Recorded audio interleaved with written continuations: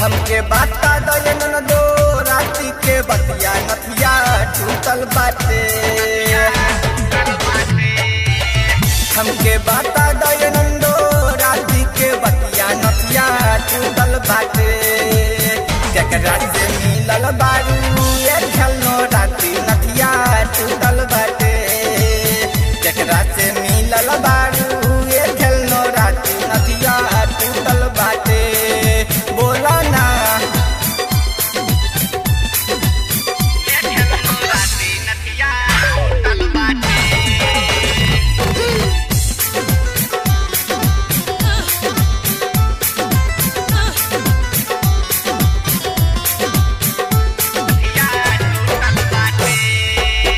अटबा के लाली नंदो कहमा खुशाई बा।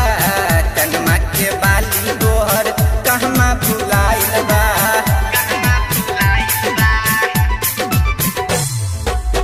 अटबा के लाली नंदो कहमा खुशाई बा। कनमा के बाली दोहर कहमा हेराइल बा। दिन दिन बढ़ल कैसे जाता ई छतिया नथिया टूटल बाटे। दिन दिन बढ़ल कैसे जाता ई छतिया नथिया टूटल बाटे। केकरा से मिलल बारू ये खेलनो राती नथिया टूटल बाटे। बोला ना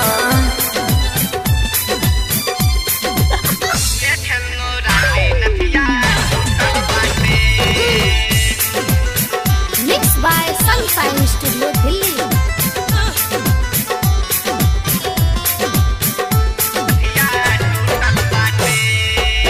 रोज रोज किस नंदो फन में ता दे बेलू। ससुरा के सुख नहीं हरबे में भोगेलू। देखो रोज रोज किस नंदो फन में पा दे बेलू। ससुरा के सुख नहीं हरबे में भोगेलू। राइटर सलेंडर संगे कटलू रतिया नथिया टूटल बाटे। पंकज पवन संगे छुटलू रतिया नथिया टूटल बाटे।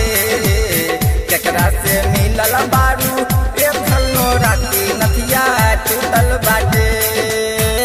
बोल दो। RCM म्यूजिक न्यू ऐप अभी डाउनलोड कीजिए हमारे गूगल प्ले स्टोर से और पाए भोजपुरी लोकगीतों का एक से बढ़कर एक ऑडियो वीडियो सॉन्ग बिल्कुल मुफ्त।